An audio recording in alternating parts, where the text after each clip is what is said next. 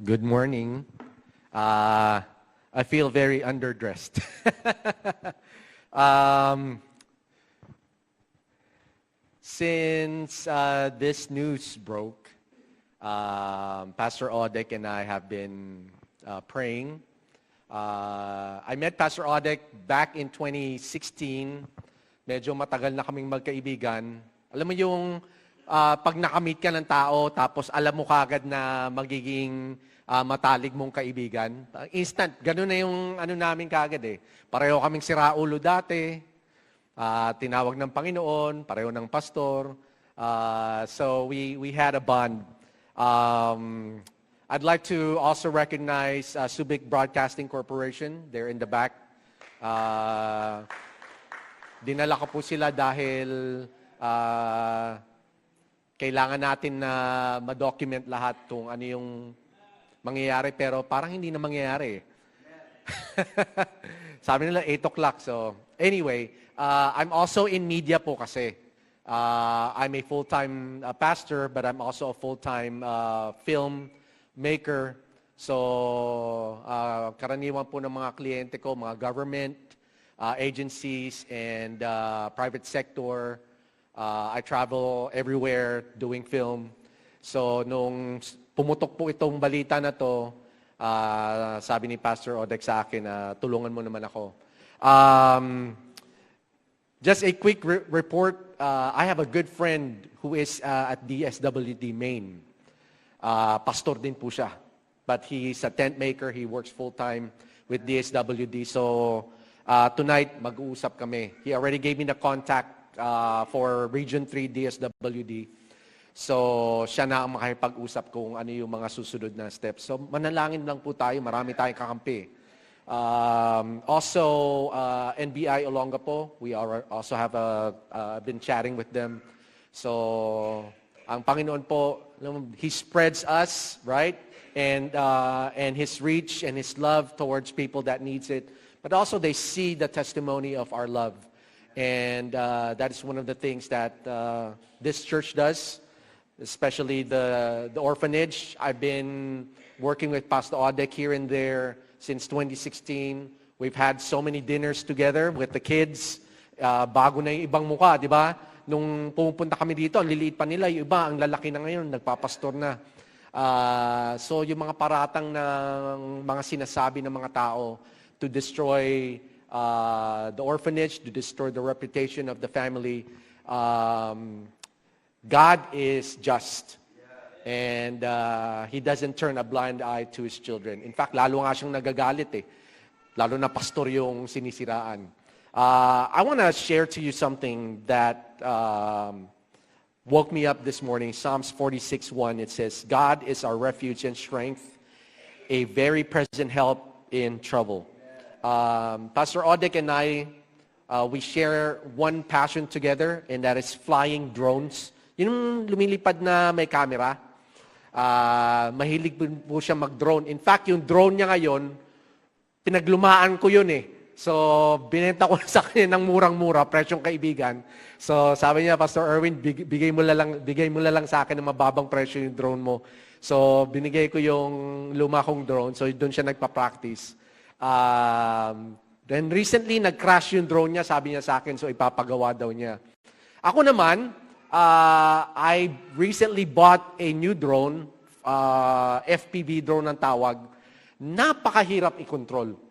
Kasi talagang lahat, pati pa-upside down, acrobatic po yung drone eh. Pero yun yung ginagamit ng maraming action sports ngayon pagka gusto nilang i-cover. So kailangan ko talaga siyang pag-aralan. Nung Thursday, walang pasok, pinalipad ko siya, nag-practice ako.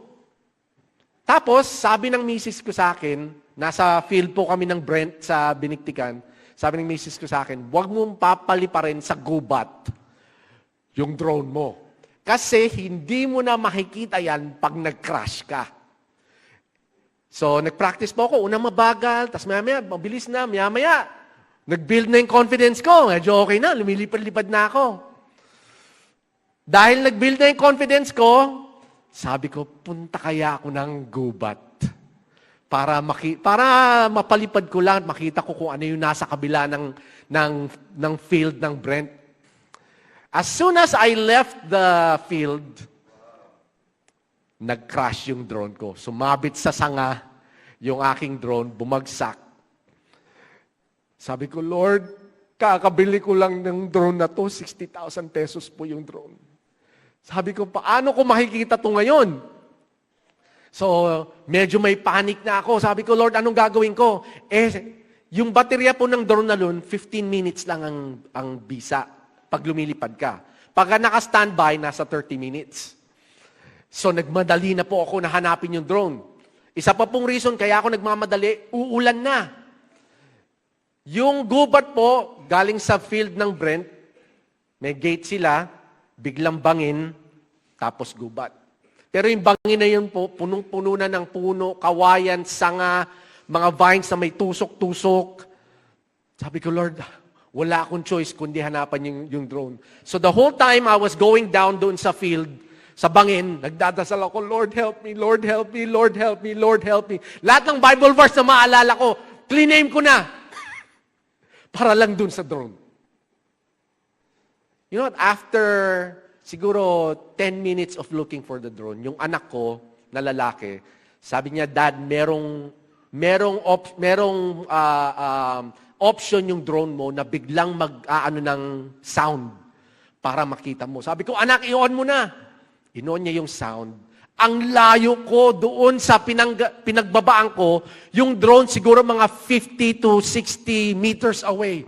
So umikot pa ako. Ang daming gubat, ang daming... The least of my worries was snakes. Ang worry ko talaga, yung drone makita ko talaga. I battled all the elements, the kawayan, the branches, the vines. Ang dami kong sugat, oh. Yan, meron ako sa chest, marami akong gasgas dito sa legs ko. Kakahanap ng drone and finally, nakita ko yung drone. Alam niyo po, ganyan ang kinakaharap natin ngayon dito as a church family sa Subic Bay Baptist Church. When the storms in life hit us, right? Dapat initial natin Psalms 46:1. God is our refuge and our strength. Nanonotice natin sa verse na to, yung huling-huli, sabi, a very present help in the day of trouble. Hindi niya sinabi, si David hindi niya sinabi, he is present before. Hindi niya sinabi, magiging present siya bukas. Sinabi niya, active. Yan, active verb. A very present help in the day of trouble. Ang ibig sabihin po nun, parating nandun yung help niya in day of trouble. So wag po tayong mawawalan ng hope. Yung problema po natin, paliitin natin at palakihin natin ang ating Panginoon. We at Beacon Church, yun po yung simbahan ko sa SBMA, we are with you 100% in prayers. I spent all night with my family, yung dalawang anak ko. We prayed with you, been in constant contact with Pastor Odak and family. So, wag po kayo mawawala ng ang Panginoon po ay gumagalaw sa background, hindi natin alam. Okay? God bless Subic Bay Homes, Children's Home.